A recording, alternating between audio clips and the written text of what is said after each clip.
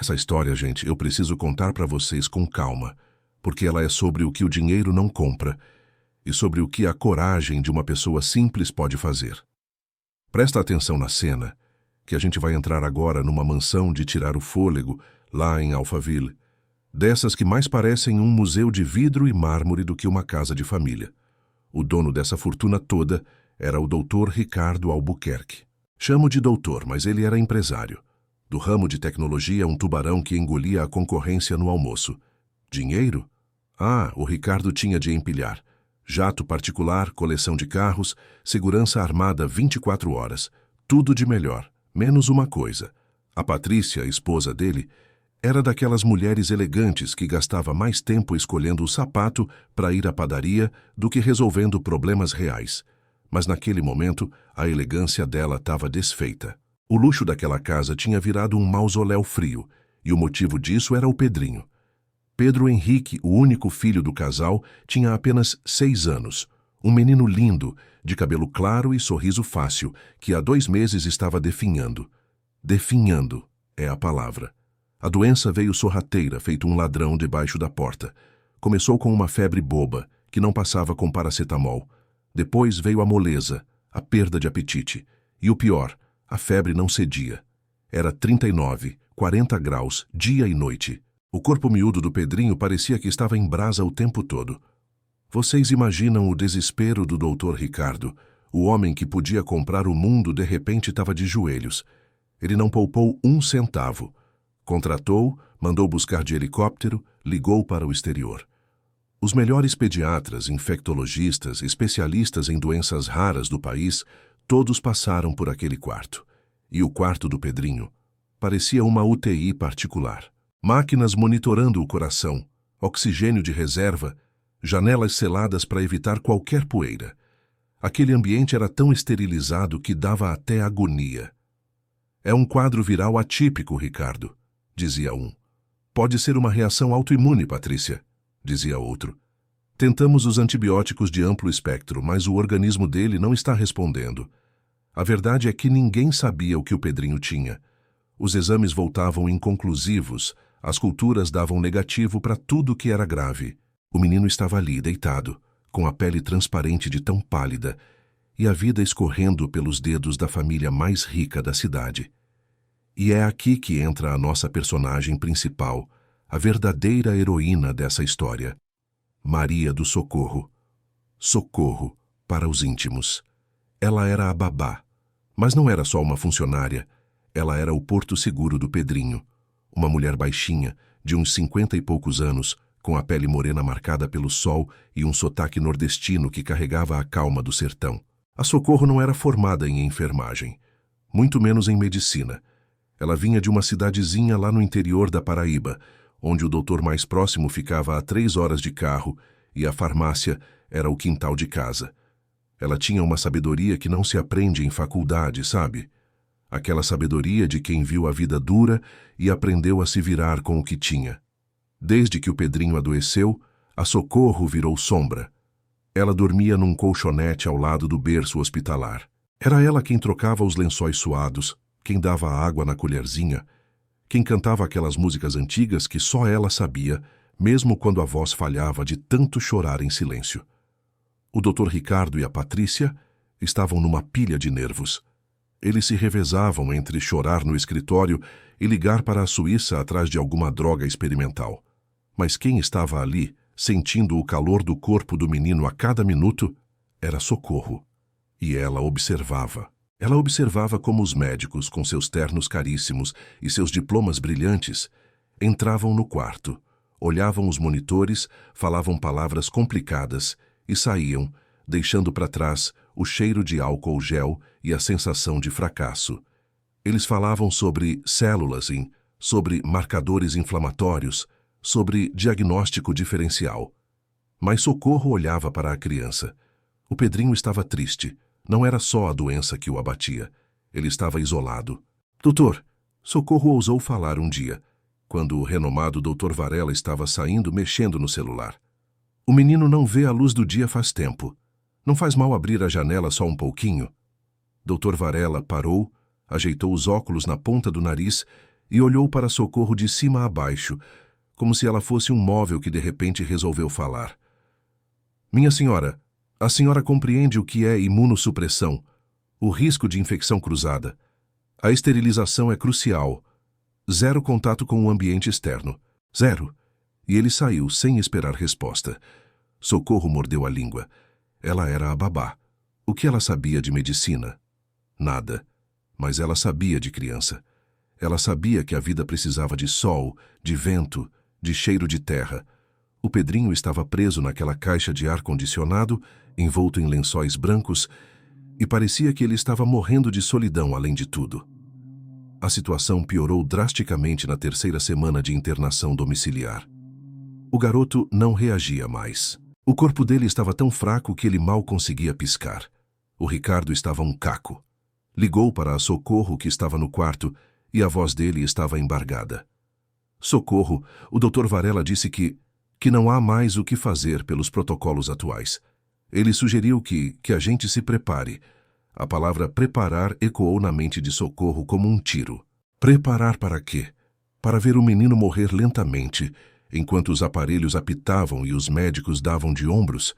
Naquela noite, Socorro não conseguiu dormir. Ela ficou sentada na poltrona, observando o peito do Pedrinho subir e descer de forma superficial. As máquinas continuavam apitando, mas a vida estava quase em silêncio. Ela olhou em volta. A mansão era um palco de riqueza e desespero. O dinheiro tinha falhado.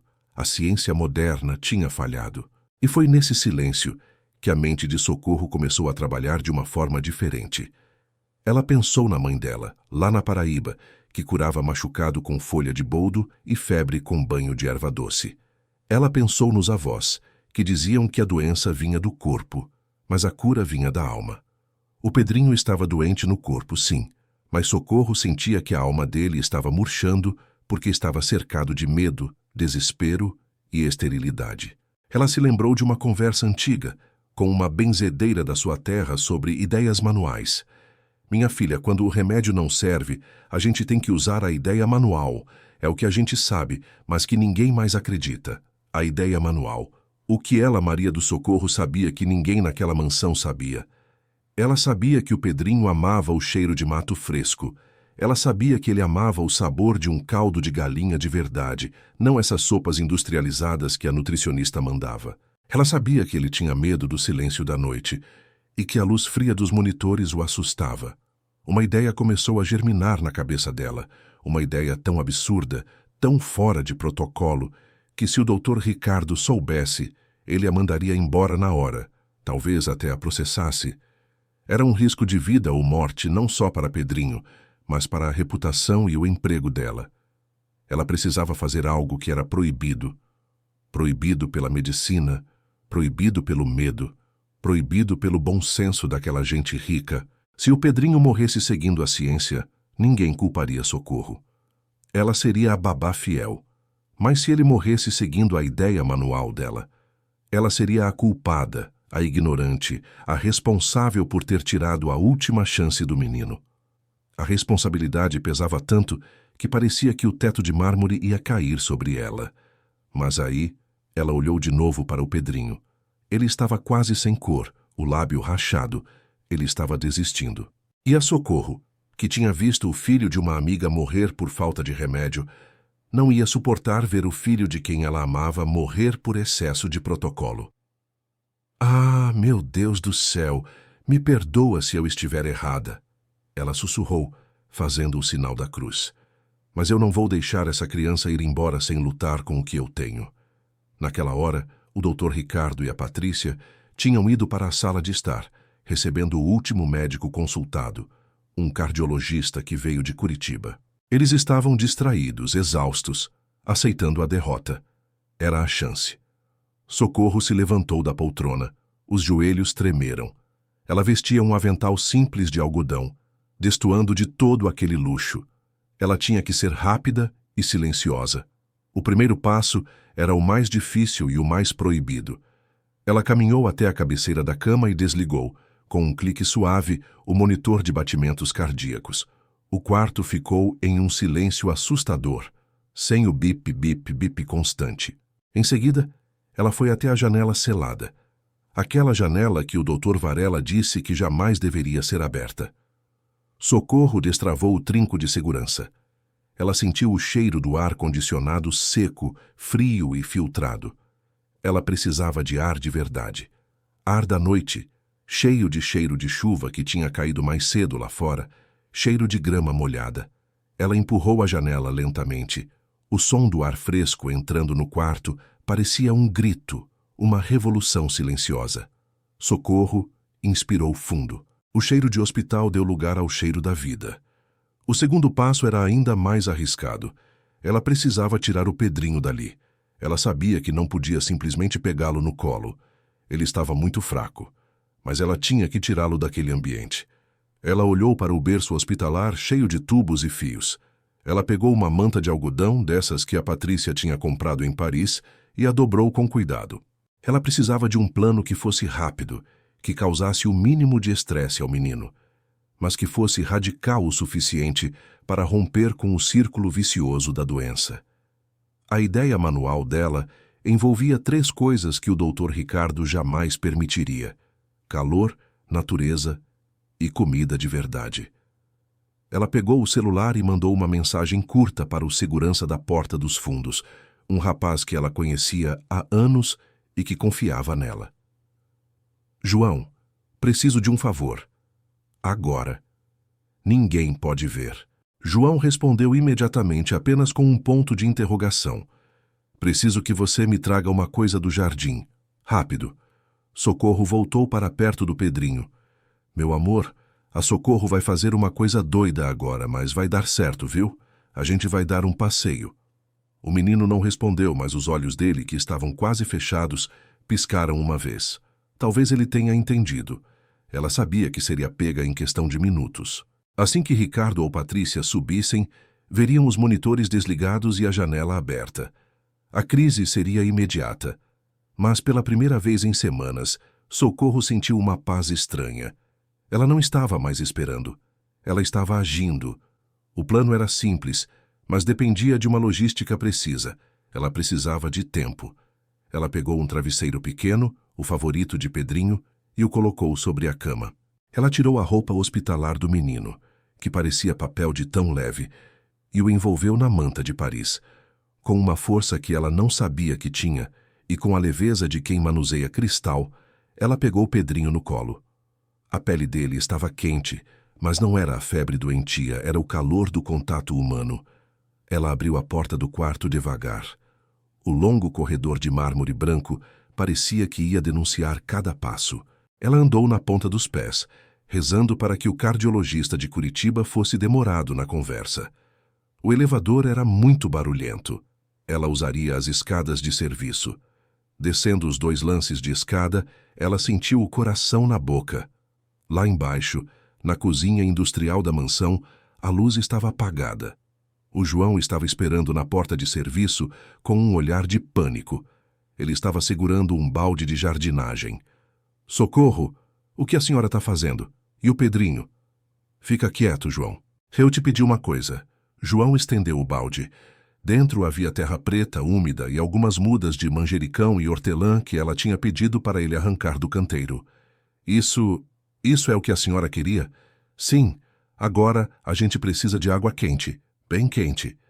Socorro foi até o fogão industrial. Ligou a maior boca, pegou a chaleira e encheu de água. Ela estava prestes a iniciar a primeira etapa da sua ideia manual. O ato que a colocaria em rota de colisão com a família Albuquerque e com toda a medicina moderna.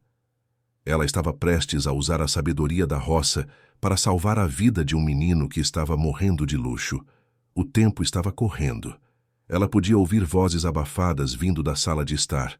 Em breve, a Patrícia subiria para dar uma olhada no filho. E quando ela visse o quarto vazio, o inferno ia começar. Socorro colocou o balde com a terra e as ervas no chão. A água fervia. Ela sabia que precisava se apressar, pois a próxima etapa era a mais controversa de todas. Ela precisava de um lugar seguro para executar o seu plano, um lugar onde o Dr. Ricardo não a encontraria imediatamente. E ela sabia exatamente onde. O lugar mais inusitado e mais improvável de toda aquela mansão. Ela pegou o Pedrinho mais apertado e olhou para João, que estava pálido de medo. João, você vai fechar essa porta e não vai dizer nada a ninguém. Se me perguntarem, diz que eu fui tomar um ar lá na área de serviço. João assentiu, tremendo. Socorro pegou o balde de ervas e a chaleira. Com o Pedrinho aninhado no peito, ela se dirigiu ao único cômodo da casa que era totalmente à prova de som e que tinha umidade e calor. A sauna. Sim, a sauna. Ela abriu a porta pesada da área de spa, sentindo o cheiro de eucalipto e cloro. O lugar estava deserto. A piscina de raia olímpica estava sob uma lona. Ela entrou na sauna, ligou o vapor no máximo e colocou o Pedrinho numa maca de massagem coberta com a manta. Ela despejou a água fervente no balde das ervas. O cheiro de manjericão, hortelã e terra molhada explodiu no ar quente da sauna, misturando-se ao vapor. Não era mais cheiro de hospital. Era cheiro de vida. Era cheiro de casa. Socorro sabia que o corpo do Pedrinho precisava de um choque, de uma reação.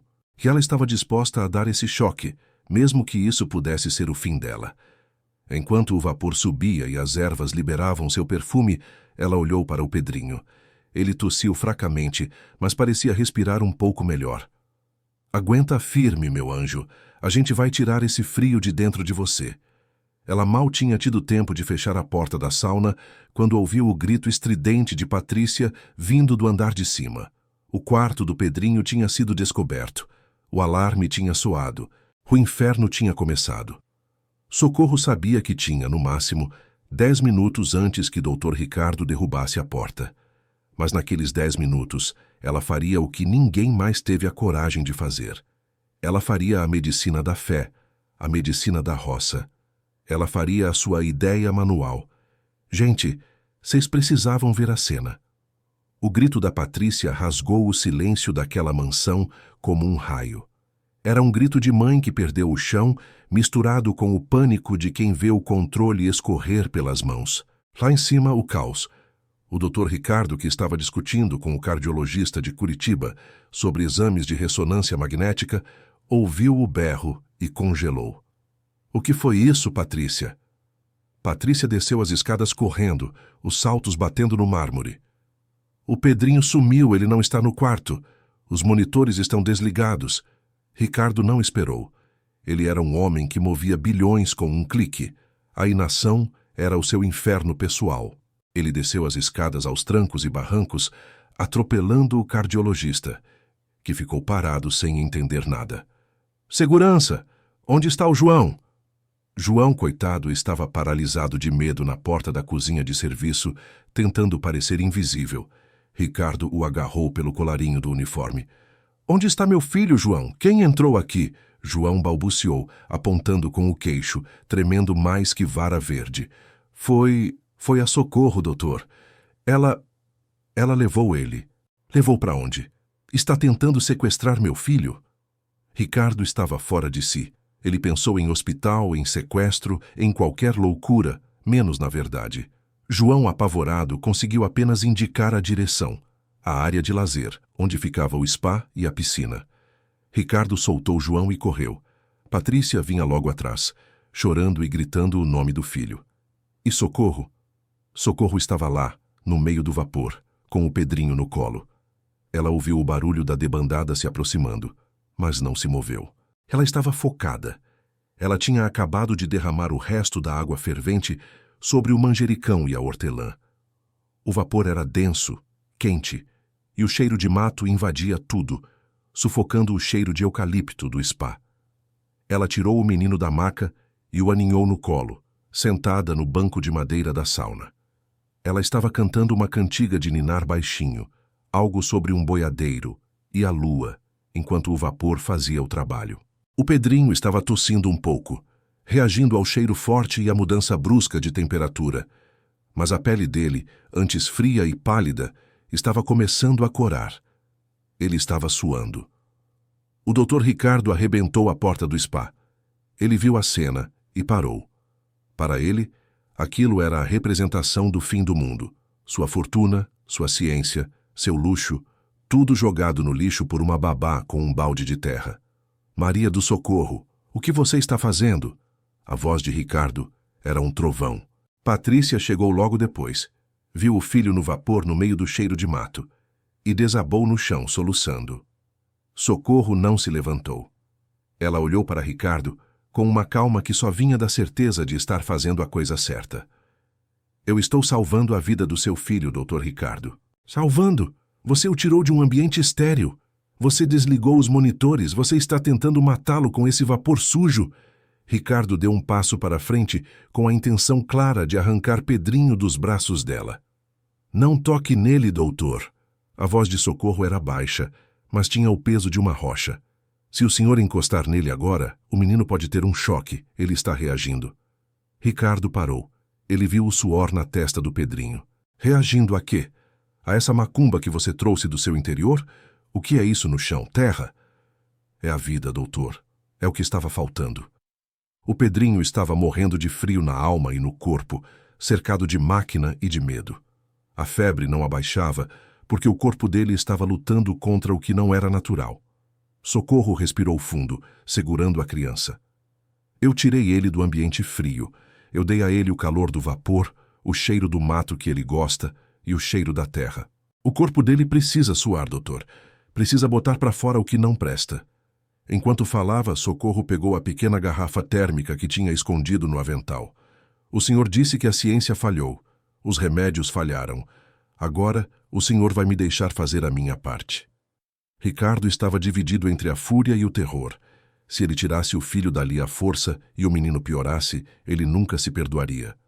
Mas se ele deixasse aquela mulher continuar com aquela loucura, ele estaria assinando o atestado de óbito do Pedrinho. O que é isso, Socorro? Patrícia perguntou com a voz rouca, rastejando um pouco para perto da porta da sauna. É caldo de galinha caipira, Patrícia. Aquele que a minha vizinha fazia lá na Paraíba quando a gente estava com febre.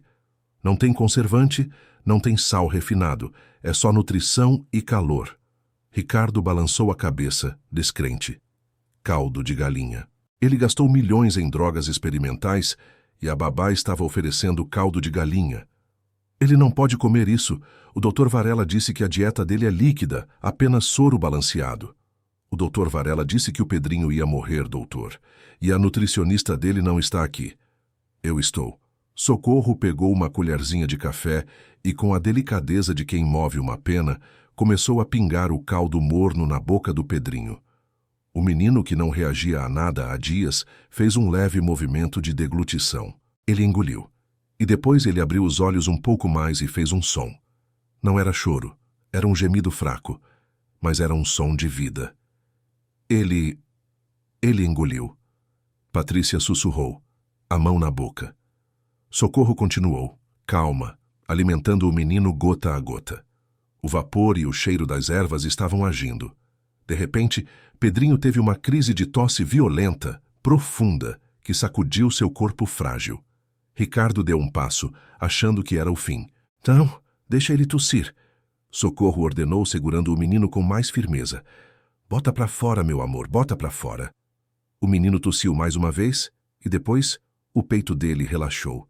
Ele respirou fundo e pela primeira vez em semanas, Socorro ouviu o ar entrar nos pulmões dele sem aquele chiado seco. Era uma respiração pesada, mas cheia. E então, o milagre.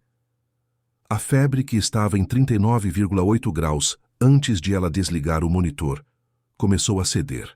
O Pedrinho estava transpirando profusamente, um suor que parecia levar embora a doença. O garoto virou a cabeça e olhou diretamente para Socorro, um olhar de reconhecimento, de conforto. E ele sussurrou com a voz fina e fraca. Soco! Soco! Era a primeira palavra que ele falava em dias. Patrícia desabou em lágrimas de alívio. Ricardo, o tubarão dos negócios, o homem que nunca chorava, apenas ficou ali, parado, observando o filho, a testa franzida. O ódio e a fúria tinham sido substituídos por uma confusão paralisante. Ele não podia negar o que estava vendo.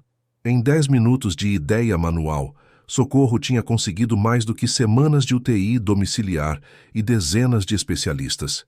Tira ele daí, Socorro. Ricardo finalmente conseguiu dizer, a voz embargada. Tira ele agora.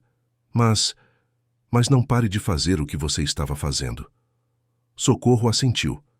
Ela sabia que tinha vencido a primeira batalha. Ela enrolou Pedrinho numa toalha seca e o levou de volta para o quarto, que agora parecia estranhamente frio e silencioso, sem o bip-bip-bip das máquinas. Ricardo subiu as escadas atrás dela, o passo pesado. Ele ligou para o Dr. Varela imediatamente, mas não contou a verdade. Dr. Varela, volte para cá. Agora. O Pedrinho teve uma reação. Reação? A que, Ricardo? O senhor conseguiu aquela droga da Suíça? Não. Tivemos que tentar uma terapia de calor e umidade, um protocolo alternativo que encontramos. Funcionou. A febre cedeu e ele está respirando melhor. Ricardo sabia que estava mentindo feio, mas ele precisava da ciência para validar a loucura da babá. Ele precisava de um diagnóstico para o que Socorro tinha feito. O Dr. Varela e Patrícia chegaram juntos no quarto, cerca de 1 hora depois. O ambiente estava estranho. A janela estava fechada de novo. Ricardo tinha mandado fechar e ligar o ar-condicionado para tentar disfarçar a bagunça, mas o quarto ainda cheirava levemente a manjericão. Dr. Varela, impecável em seu terno, olhou para o Pedrinho. Ele pegou o termômetro. 37,5, subfebril. Isso é extraordinário. O que exatamente vocês fizeram? Patrícia olhou para Ricardo, que a fuzilou com o olhar. Ela entendeu. Sigilo total sobre o balde de terra. Foi uma técnica de vaporização, doutor, para abrir as vias aéreas. A Socorro ajudou. Dr. Varela olhou para Socorro, que estava sentada na poltrona, limpando a colher do caldo de galinha. O olhar dele era de desconfiança absoluta, misturado com o desprezo que um cientista sente pela superstição. Senhora Socorro, se o menino tivesse um choque térmico ou um colapso respiratório devido à umidade excessiva, a senhora seria responsabilizada. Eu sei, doutor, mas se ele morresse de desespero e de frio, a senhora morte me cobraria. A resposta da babá era simples e direta, e deixou o médico sem palavras. Dr. Varela examinou o menino minuciosamente. O pulso estava mais forte, a cor estava voltando para as bochechas. Bem, clinicamente, ele está estável. Eu não posso explicar essa melhora. Os marcadores inflamatórios devem estar altos, mas a reação é positiva. Ricardo, precisamos reiniciar a medicação, mas com cautela. E, por favor, nada de vaporização ou de qualquer coisa estranha. Ricardo concordou, mas ele estava pensando rápido. Ele não ia arriscar o filho de novo. Socorro! Ricardo chamou depois que Varela saiu, ainda balançando a cabeça. Eu não sei o que você fez, mas funcionou. Ele se aproximou da babá e Patrícia, pela primeira vez, não parecia incomodada com a presença dela. Eu devia te demitir. Eu devia te processar. Mas você fez o que eu, com todo o meu dinheiro, não consegui. O que o senhor vai fazer, doutor? Você vai ficar aqui, mas com regras. Você não vai mais mexer nas máquinas. Você não vai mais abrir a janela, mas... Ricardo hesitou, e o orgulho dele parecia se quebrar em pedacinhos. Mas você vai continuar com o seu caldo, e com o seu cheiro. Ricardo estava num beco sem saída. Ele precisava da ciência, mas ele não podia abrir mão daquele toque de magia que Socorro trouxe. Ele mandou montar um esquema. O quarto voltaria a ser estéril, mas Socorro teria permissão para dar o caldo de galinha, que agora seria chamado de suplemento nutritivo de alto valor calórico, e para trazer discretamente as ervas. A partir daquele dia, a rotina na mansão Albuquerque mudou. A Socorro virou uma espécie de curandeira supervisionada. Os médicos faziam as rondas, aplicavam os medicamentos de alto custo e, quando saíam, Socorro entrava em ação. Ela tinha que ser esperta. Ela não podia trazer a terra de novo, mas ela podia usar o cheiro do mato. Ela pedia para João, o segurança, colher ramos frescos de alecrim e arruda no jardim. Ela não podia mais usar a sauna, então ela fervia a água no banheiro de serviço e fazia inalações caseiras, usando uma toalha sobre a cabeça do Pedrinho, que agora estava mais desperto. O Pedrinho estava reagindo, mas a doença não tinha ido embora. A febre teimava em voltar no final da tarde, mas agora ela cedia mais fácil ao paracetamol. O problema é que o corpo dele estava fraco demais para lutar contra o que quer que fosse. Ele precisava de força de dentro para fora. E foi aí que Socorro pensou na segunda parte da sua ideia manual. Ela sabia que a cura não era só o caldo ou o vapor. A cura era a alegria, a vontade de viver. O Pedrinho estava preso naquele quarto branco, olhando para paredes estéreis e monitores. Ele precisava de cor, de vida, de sonho. Um dia Patrícia entrou no quarto e encontrou Socorro sentada ao lado do filho, não cantando, mas costurando. "O que a senhora está fazendo, Socorro?" Socorro estava usando retalhos de tecidos coloridos que ela tinha pedido para Patrícia comprar na loja de artesanato. "Estou fazendo um presente para o Pedrinho. Ele precisa de cores fortes. O quarto está muito pálido." Ela estava costurando um boneco simples de pano, com botões nos olhos e cabelo de lã vermelha. Patrícia, que só comprava brinquedos europeus caríssimos, olhou o boneco com desdém, mas não disse nada. O filho dela estava vivo, e ela não ia questionar as esquisitices da babá.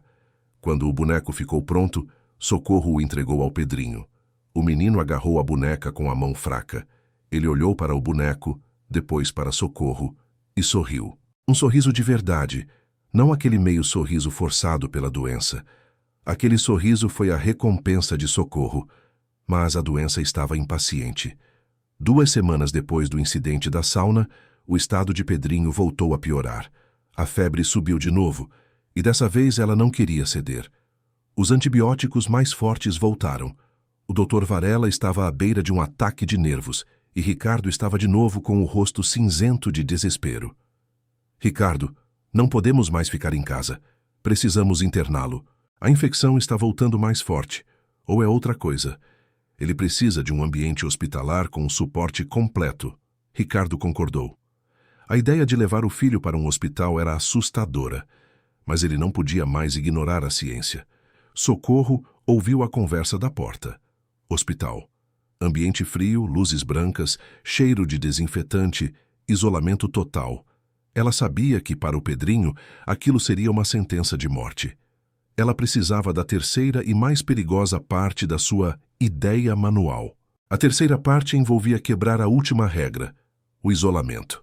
O Pedrinho estava morrendo porque ele estava sozinho. Ele precisava de um contato que fosse além do cuidado. Naquela noite, antes da ambulância chegar para levar o Pedrinho, Socorro entrou no quarto. Ricardo e Patrícia estavam na sala finalizando a papelada da transferência. Socorro se ajoelhou ao lado do berço hospitalar. Pedrinho estava ofegante, a manta encharcada de suor. "Meu amor, a gente vai ter que ir para um lugar novo. Mas antes, a Socorro vai te dar um presente." Ela se levantou e foi até a porta. Ela tinha que ser rápida. Ela sabia que existia uma coisa naquela casa que era o maior tabu de todos. Algo que o Dr. Ricardo protegia mais do que sua conta bancária. O Ricardo tinha uma coleção de carros antigos, raríssimos, guardados em um galpão climatizado no fundo da propriedade.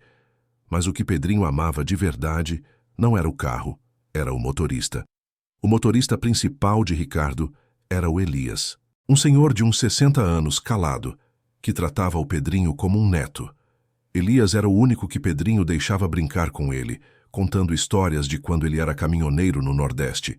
Elias estava proibido de entrar na casa desde que o Pedrinho adoeceu por ordem expressa do Dr. Varela. 0 contato com pessoas de fora do círculo de cuidados. Socorro sabia que Elias estava no alojamento dos funcionários. Ela pegou o celular e ligou. "Elias, é a Socorro. O Pedrinho está indo para o hospital agora, mas ele precisa te ver. Socorro, eu não posso. O Dr. Ricardo me mata. Ele não vai saber. É por 5 minutos. Você vai vir aqui agora sem avisar ninguém e vai entrar no quarto." Elias, que amava o menino, concordou. Em menos de 2 minutos, Elias estava parado na porta do quarto, usando seu uniforme de motorista pálido e nervoso. Socorro olhou para ele, depois para o Pedrinho. "Meu anjo, olha quem veio te ver." Pedrinho virou a cabeça e viu Elias. E aconteceu o que ninguém esperava. Pedrinho não chorou. Ele não tossiu. Ele sorriu, o maior sorriso que Socorro tinha visto em meses. Um sorriso que chegava aos olhos. "Vovô Elias", ele chamou com um fio de voz. Elias não conseguiu se segurar. Ele correu para o lado da cama. Ele não se importou com a esterilização, com o protocolo. Ele pegou a mãozinha do Pedrinho e a beijou. Meu garoto, você vai ficar bom, viu? O vovô Elias vai guardar seu boneco de pano até você voltar. Eles conversaram por 3 minutos sobre o último time de futebol que Pedrinho estava torcendo, sobre a promessa de um passeio de carro antigo quando ele melhorasse. Nesses 3 minutos, o Pedrinho parecia uma criança normal. O alarme soou. Ricardo estava subindo as escadas. Vai, Elias, agora, Socorro sussurrou. Elias saiu pela porta de serviço, sumindo no corredor. 1 segundo antes de Ricardo e Patrícia entrarem no quarto, acompanhados pela equipe da ambulância. Ricardo olhou para o filho. Pedrinho estava exausto, mas ainda segurava o boneco de pano e tinha um brilho nos olhos. Ele está animado, Ricardo, Patrícia comentou surpresa. É a adrenalina da transferência, Ricardo disse, tentando racionalizar. Mas Socorro sabia que não era adrenalina. Era a injeção de vida que a alma do menino precisava. Ele tinha visto alguém que o amava incondicionalmente, sem medo da doença. A ambulância saiu de Alphaville, com Ricardo e Patrícia na frente e Socorro grudada no filho, na parte de trás. O destino era o Hospital Sírio-Libanês, em São Paulo. O melhor hospital do país, onde a ciência era o rei. Chegando lá, a Socorro foi tratada como uma sombra. Os médicos do hospital, acostumados com a elite do país, olharam para ela de cima a baixo. Quem é essa? Perguntou a enfermeira-chefe. É a babá, ela tem que ficar com ele, Ricardo ordenou, com uma autoridade que não admitia questionamento. O Pedrinho foi internado na UTI pediátrica, em isolamento total. Aquele ambiente era 10 vezes mais estéril e impessoal do que o quarto na mansão. Socorro foi autorizada a ficar, mas sentada num canto, vigiada, proibida de tocar nos equipamentos, proibida de dar o caldo de galinha. Agora, ele só recebia soro e nutrição parenteral. Os médicos do Sírio-Libanês reiniciaram os exames do zero. A hipótese era de uma leucemia atípica ou alguma doença autoimune desconhecida. O Pedrinho passou 3 dias no hospital, e a melhora que Socorro tinha conseguido com o vapor e o caldo começou a desaparecer. A febre voltou implacável e o menino regrediu. Ele parou de falar de novo. Ele só olhava para o boneco de pano. No 3º dia, o médico-chefe, um doutor renomado, chamou Ricardo e Patrícia para uma conversa na sala de espera. Socorro ficou no quarto, observando o menino. As máquinas apitavam, os enfermeiros entravam e saíam, mas a vida do Pedrinho estava se esvaindo de novo. Se ele não reagir nas próximas 24 horas, Ricardo, teremos que tentar um tratamento de choque mais agressivo, quimioterapia experimental ou algo similar, mas o organismo dele está muito fraco. Ricardo voltou para o quarto, pálido. Ele olhou para Socorro, que tinha lágrimas nos olhos. Socorro, eles vão tentar a quimioterapia. Socorro fechou os olhos. Quimioterapia em um corpo que mal aguentava um resfriado? Seria a morte. Doutor Ricardo, me perdoa a ousadia, mas o senhor tem que tirar ele daqui. Tirar daqui? Para onde, Socorro? Para sua sauna? Não, doutor. Para um lugar que ele queira estar. Para um lugar que tenha vida. Não seja ridícula. Ele precisa de UTI. Ele precisa de alma, doutor. Ele precisa de um choque de alegria. Eu fiz o que eu podia com o cheiro e com a comida, mas agora ele precisa do mundo.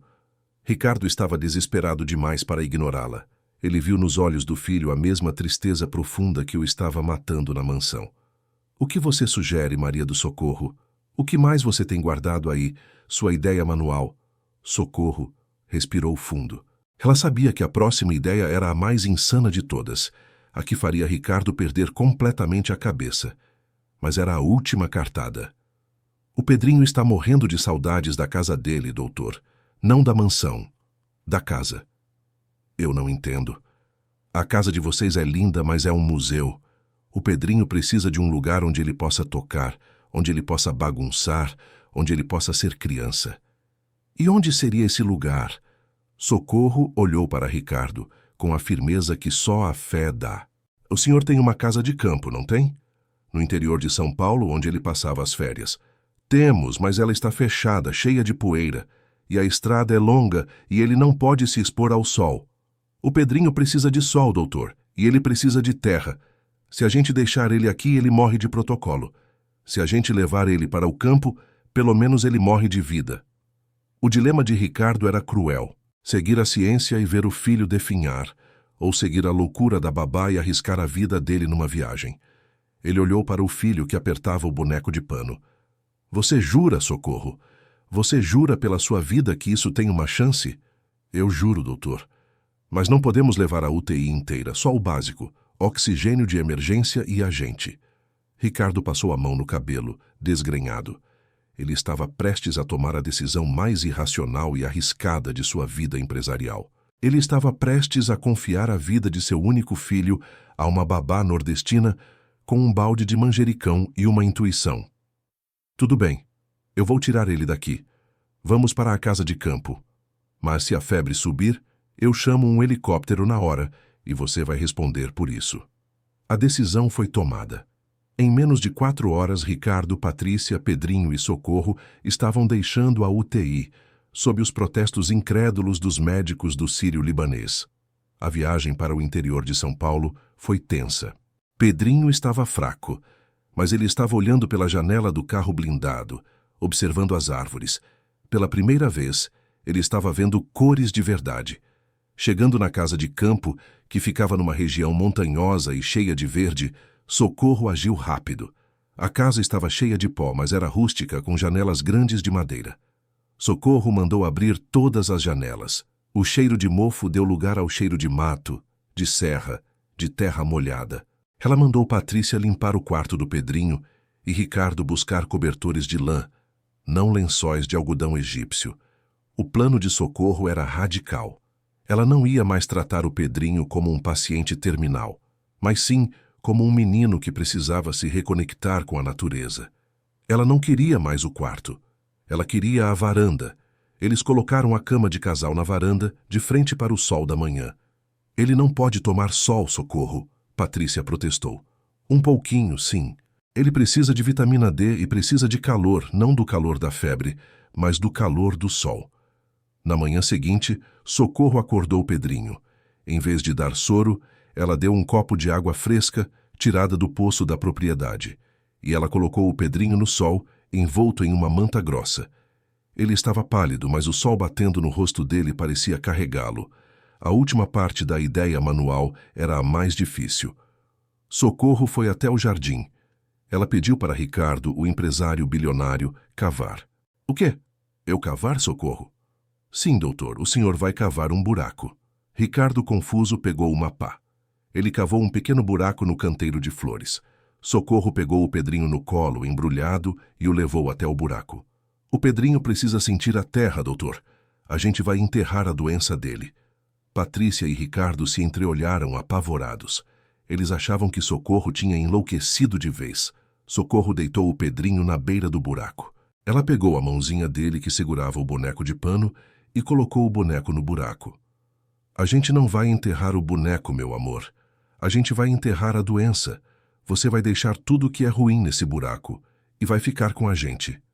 Ela cobriu o boneco com um pouco de terra e pediu para Pedrinho apertar o solo com a mão. O menino, com a força que lhe restava, apertou a terra. E ele olhou para Socorro com uma expressão que dizia: Eu entendi. Quando eles voltaram para a varanda, o Pedrinho parecia exausto, mas calmo. Socorro sabia que a cura não era um evento único, mas um processo. Ela tinha plantado a semente da vida. Agora era esperar a natureza agir. E a natureza agiu, mas de um jeito que ninguém esperava. Naquela mesma tarde, o Dr. Ricardo recebeu uma ligação do Dr. Varela, que estava analisando os últimos exames enviados do hospital. Ricardo, você não vai acreditar. O laboratório de patologia finalmente encontrou algo atípico na última cultura de medula óssea. Ricardo gelou. O que é, Varela?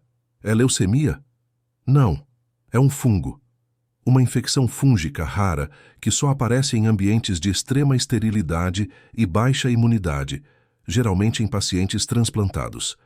É um tipo de criptococo que está se manifestando de forma sistêmica. O silêncio do telefone era pesado. Fungo? Mas nós esterilizamos tudo. O quarto era uma bolha. Exatamente, Ricardo. O ambiente era tão limpo que ele matou todas as bactérias boas e deixou um caminho livre para esse fungo oportunista se instalar no organismo dele, que estava enfraquecido. O Pedrinho estava morrendo de excesso de limpeza. Ele precisava de terra, de bactérias normais, de contato com a vida para o corpo dele lutar. A revelação foi um soco no estômago de Ricardo. Tudo o que ele fez para proteger o filho foi o que quase o matou. E tudo o que Socorro fez, abrir a janela, trazer à terra o cheiro de mato, o vapor, foi exatamente o antídoto. A ideia manual dela tinha sido, de forma instintiva, o tratamento que a ciência só descobriu depois de semanas de análise em laboratório. Ricardo desligou o telefone e olhou para Socorro, que estava sentada ao lado do filho na varanda, cantando a canção do boiadeiro. Ele se aproximou e as lágrimas escorreram pelo rosto dele. Socorro, você estava certa. O Dr. Varela ligou. É um fungo. Ele disse que o Pedrinho estava morrendo de esterilidade. Socorro apenas assentiu, sem surpresa. Eu sei, doutor. O corpo da gente precisa de briga, precisa de sujeira. Ele precisava lutar contra o que é natural para a gente, doutor. E o senhor tirou tudo isso dele. O Ricardo não conseguia sustentar o olhar dela. Ele, o homem que mandava e desmandava no mercado de tecnologia, estava ali, reduzido a um pai que quase matou o filho por excesso de zelo e falta de sabedoria. Ele se ajoelhou na frente da cadeira de Socorro, ali na varanda da casa de campo, sentindo o cheiro de mato e o calor do sol que estava curando seu filho. Me perdoa, Socorro. Por favor, me perdoa. Eu fui um tolo arrogante. Eu achei que o dinheiro comprava tudo, que a ciência era a única resposta. O dinheiro ajuda, doutor, mas não tem preço para o que a gente aprende com a vida. O que o doutor Varela me disse foi que o ambiente estéril da nossa casa criou o cenário perfeito para esse fungo oportunista se desenvolver, porque não havia nenhuma bactéria normal para combatê-lo. Seu filho precisava de terra, Socorro. Ele precisava de vida, de imunidade natural. Ricardo engoliu em seco. Ele estava desmoronando na frente da babá. Eu não sei como te agradecer. Eu vou te dar o que você quiser. Uma casa, um carro, um investimento para a sua família. Qualquer coisa. Socorro olhou para o Pedrinho, que dormia tranquilo com o rosto corado. Doutor, o que eu fiz por amor ao menino. Eu não preciso de dinheiro. Se o senhor quer me pagar, me pague com uma coisa. O quê? Me pague com a promessa de que o Pedrinho vai poder ter uma vida de menino, que ele vai poder pisar na terra, que ele vai poder comer a comida que ele gosta, que ele não vai mais viver dentro de uma bolha de medo. Ricardo assentiu, chorando abertamente. Eu prometo, Socorro. Eu prometo. A partir daquele dia, a casa de campo virou o hospital particular mais inusitado do Brasil. O Dr. Varela, que não podia mais negar o diagnóstico do fungo, enviou os medicamentos antifúngicos específicos, mas o que realmente fazia o Pedrinho reagir não era a dose, era o ambiente. Socorro virou a comandante da operação de cura. Ela passava as manhãs na varanda, dando o caldo de galinha e água de coco. Ela fazia massagens nos pés do Pedrinho, que agora podia brincar com o boneco de pano, o Zé Matuto, como ele o chamou. Patrícia, que tinha chegado na casa de campo reclamando da poeira e da falta de sinal de celular, começou a relaxar. Ela via a alegria voltando para o rosto do filho. Ela começou a ajudar Socorro não com desdém, mas com curiosidade. Socorro, por que o Sr. Elias não pode vir aqui? O Pedrinho sentiu tanta falta dele. Ele pode vir sim, Patrícia. O Pedrinho precisa de quem ama ele. O isolamento acabou. Ricardo ligou para Elias, o motorista, e o trouxe para a casa de campo. Quando Pedrinho viu Elias, ele deu uma gargalhada tão alta que ecoou pela serra. Era a prova que a cura não estava nos protocolos, mas nas conexões humanas. Em uma semana, o Pedrinho estava fora de perigo. A febre tinha sumido completamente. O fungo estava sendo combatido pela medicina, mas a força para lutar veio da terra, do cheiro de mato, do sol e, principalmente, do amor sem protocolo de Socorro. Ele estava andando de novo, cambaleante, mas andando. A cena mais emocionante foi quando Pedrinho, vestindo uma roupinha simples de algodão que Socorro tinha trazido, foi até o canteiro onde ele tinha enterrado a doença. Ele desenterrou o Zé Matuto, o boneco de pano. Ele o abraçou e olhou para a terra molhada. Acabou, Soco, ele disse com a voz um pouco mais firme.